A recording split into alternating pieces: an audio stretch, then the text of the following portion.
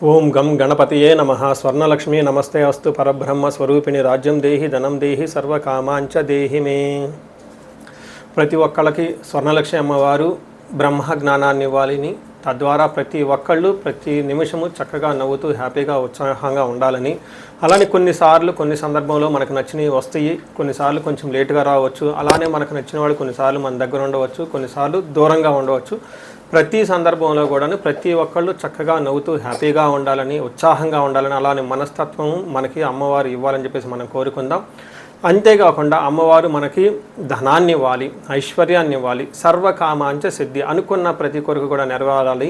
అట్లాంటి యొక్క అమ్మవారి యొక్క కృపా కటాక్షం మన మీద ఉండాలి. మనం ఎంతో ఉన్నతంగా ఎదగాలని చెప్పేసి మనం కోరుకుందాం. అంతేకాకుండా రాజ్యం దేహి, ప్రతి ఒక్కళ్ళకి ఒక అధికారము, పవరు, స్టేటస్, ఒక దర్జా, దర్పం, ఇవన్నీ కూడా ప్రతి ఒక్కరికి అమ్మవారికి మన అందరికీ ఇవ్వాలని చెప్పేసి మనం కోరుకుంటూ మనము మే మంత్ యొక్క రాశి ఫలాలు చెప్పుకుంటున్నాం. మే మంత్ రాశి ఫలాలు ఈ మంత్లో చాలా విశేషాలతో కూడుకొని ఉంది. ముందుగా ఒక 2 నిమిషాలు వాటి గురించి చర్చించుకొని తర్వాత 12 రాశుల గురించి మనం మాట్లాడుకుందాం.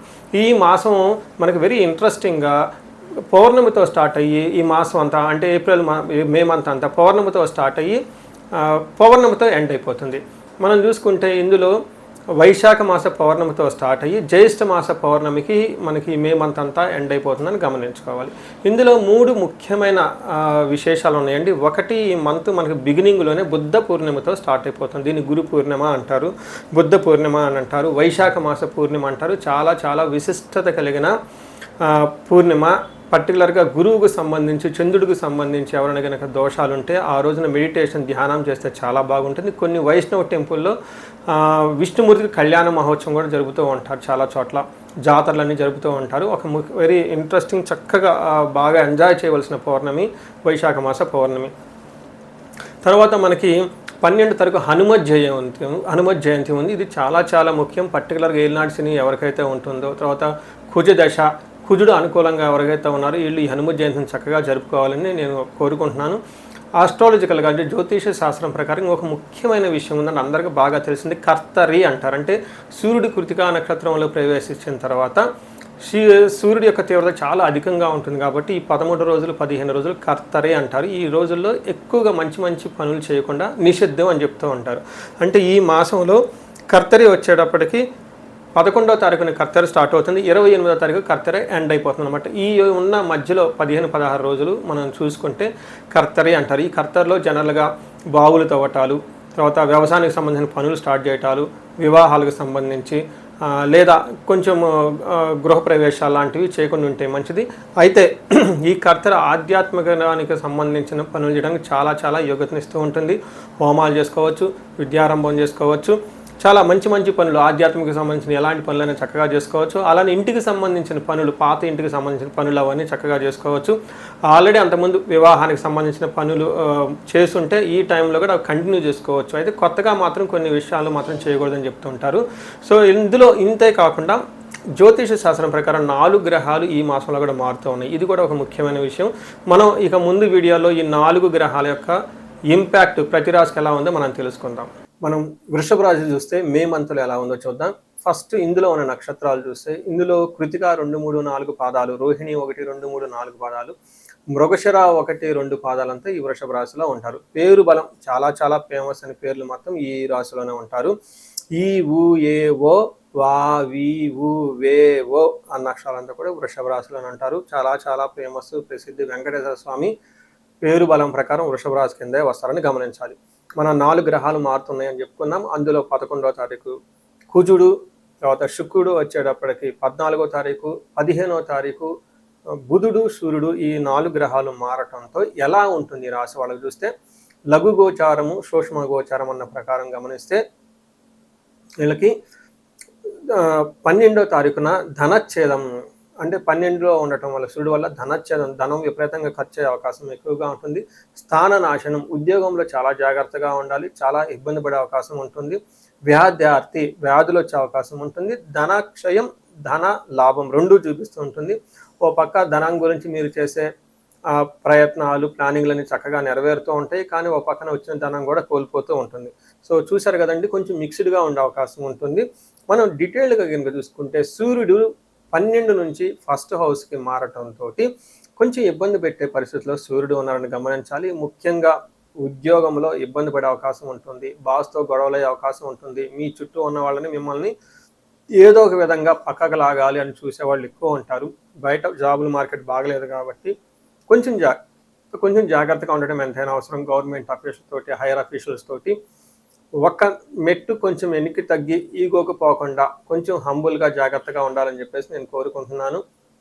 ఇక్కడ బయట మార్కెట్ బాగలేదు కాబట్టి మీ బాస్ మీతో అలా ఉన్నా ఆయనకేదో ఒక ప్రెషర్ ఉంటుంది, వాళ్ళ బాస్ కూడా ఏదో ఒక ప్రెషర్ ఉంటుంది. టోటల్గా కొంచెం వాతావరణం ప్రెషర్ఫుల్గా ఉంటుంది కాబట్టి అందరూ చాలా సహనంగా పేషెన్సీగా ఉండాలని చెప్పేసి నేను కోరుకుంటున్నాను. పర్టికులర్గా జాబ్ విషయంలోనూ బాసుల విషయంతో ఉన్నతాధికారులతో జాగ్రత్తగా ఉండాలని గమనించుకోండి. తర్వాత మనకి సంస్కృతంలో ఏమని చెప్తారంటే ఫస్ట్ హౌస్లో సూర్యుడు ఉండటం దేహాతి సతతం కాలతిక్రమణ భోజనం బంధుమిత్ర సుహృద్వేష చంద్రరాశిగతౌ రవి అని చెప్తారు. అంటే ఈ టైంలో శారీరకంగా అలసట ఉంటుంది, సంతాపం, తర్వాత ఏమవుతుంది మనసులో ఏదో ఒక సంకోచం బాధగా ఉంటుంది, టయానికి భోజనం చేయకుండా ఉండటం, బంధువులతోటి మిత్రులతోటి ఫ్రెండ్స్ తోటి లేకుంటే గొడవలు పడే అవకాశం ఎక్కువ ఉంటుందని గమనించాలి. కొంచెం ట్రావెలింగ్ ఎక్కువగా అవాయిడ్ చేస్తే మంచిది ఈ రాశి వాళ్ళు. ఎందుకంటే 15వ తారీఖు ఈ జన్మరాశులకు సూర్యుడు రావడంతో బాడీ డీహైడ్రేషన్ అయ్యే అవకాశం ఎక్కువగా ఉంటుంది, గ్యాస్ట్రైటిస్ ఎక్కువ వచ్చి ఉంటుంది, తద్వారా చెస్ట్ పట్టుకున్నట్టు ఉండే అవకాశం ఉంటుంది. దీనికి తోడు ప్రెషర్ యాడ్ అయితే ఇంకా కొంచెం హార్ట్ పేషెంట్స్ ఎవరైనా ఉంటే సున్నితంగా ఉన్న సమయం కాబట్టి జాగ్రత్తగా ఉండండి. డైట్ అంతా చేంజ్ చేయండి, ఎండలో తిరగండి, జావా లాంటివి తాగండి, చక్కగా చద్దన్నం లాంటి మార్నింగ్ చక్కగా తింటూ ఉంటే బాగుంటుంది. అనవసరమైన క్లాషెస్కి ఈగోస్ పోకుండా బాగా మంచి డిసిప్లిన్ మెయింటైన్ చేయాల్సిన అవసరం అయితే ఈ టైంలో ఉంది. కుజుడు 12వ ఉండటంలో రావటంతో ఇది కొంచెం అగైన్ మిక్స్డ్గా ఉంటుంది. 12వ స్థానంలో కుజుడు ఉంటే ఏం చెప్తారు, ప్రవాసం వ్యాధి పీడాంచ బంధువైర్యం ధనక్షయం దేహ పీడాంచ సంచారం ద్వాదశ స్థానకే కుజ అంటారు. అంటే ఇక్కడ కూడా దేహ పీడనం, శారీరకంగా చాలా ఇబ్బంది పడుతూ ఉంటుంది. ప్రవాసం అంటే ఉన్న ప్లేస్లోంచి దూర ప్రాంతాలు వెళ్ళే అవకాశం ఎక్కువగా ఉంటుంది, అక్కడ రోగాలు వచ్చే అవకాశం ఉంటుంది, బంధువులతో కొంచెం ఇబ్బంది పడే అవకాశం ఉంటుంది. సంచారం వృధా సంచారం, అనవసరంగా అటు ఇటు బాగా తిరుగుతూ ఉండే అవకాశం ఉంటుంది. అయితే ధనానికి ఎట్టి పరిస్థితుల్లోనూ లోటేముందు, చక్కగా ధనం వస్తుంది. మానసికంగా టెన్షన్గా ఉంటారు, ఇది కొంచెం గమనించుకొని యోగా మెడిటేషన్ చేయడం ఎంతైనా అవసరం. అలానే శుక్రుడు 2వ స్థానంలో ఉండటంతో ఇది మంచి యోగం, మంచి టైం అని చెప్పుకోవాలి. ఓ పక్కన సూర్యుడు ఇబ్బంది పెడుతున్నా శుక్రుడు బాగా 2వ స్థానంలో ఉండటంతో కలిసి వస్తుంది. ఏ ప్రకారంగా అంటే కుటుంబ సౌఖ్యం ఆరోగ్యం స్త్రీ సల్లాభం యశత్కరం దేహ సౌఖ్యం వస్త్రలాభం ద్వితీయ స్థానగే శుక్ర భృగునందనే అంటారు. అంటే కుటుంబంలో సౌఖ్యంగా ఉంటారు, తర్వాత ఆరోగ్యం బాగుంటుంది, స్త్రీలతో చక్కగా కలివిడిగా కలిసి ఉంటారు. ఇన్ కేస్ ఎవరైనా స్త్రీలు అయితే వాళ్ళ ఇంట్లో కానీ బయట వాళ్ళతో కానీ, పురుషులు ఎవరైనా ఉంటే జెంట్స్ వాళ్ళతో చక్కగా కలిసి మంచి మంచి డిస్కషన్ చేసుకుంటూ ముందుకు వెళ్ళిపోతూ ఉంటారు. దేహ సౌఖ్యం హెల్త్ అంతా చాలా బాగుంటుంది.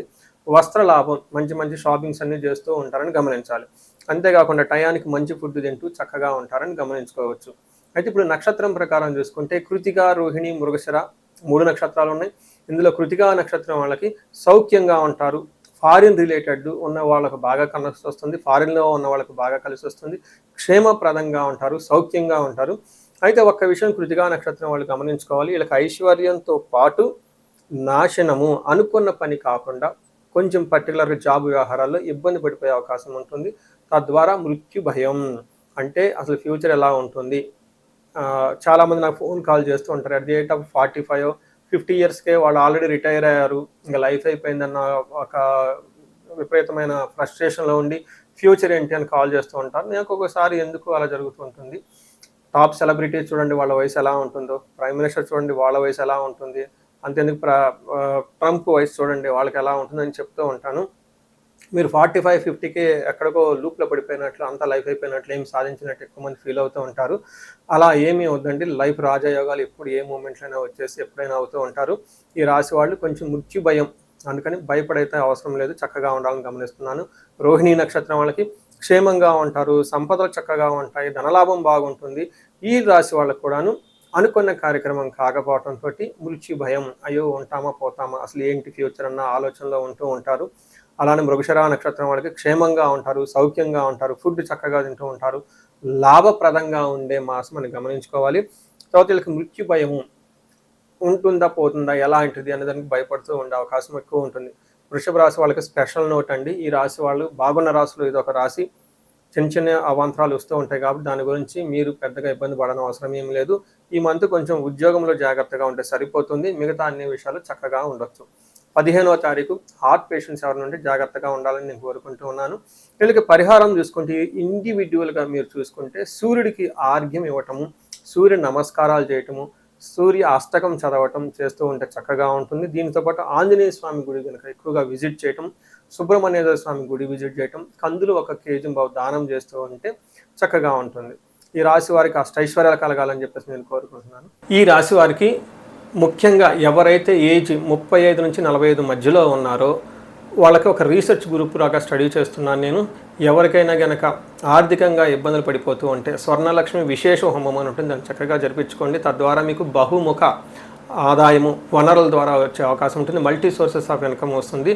అంతేకాకుండా భార్యాభర్తల మధ్య చాలా చక్కగా అన్యోన్యంగా ఉండాలి, అభివృద్ధి జరగాలనుకున్నప్పుడు అన్యోన్య దాంపత్య పాశుపత అభిషేకము లేదా విశ్వావసు గంధర్వరాజ అభిషేకం అని ఉంటుంది, దాన్ని చక్కగా జరిపించండి.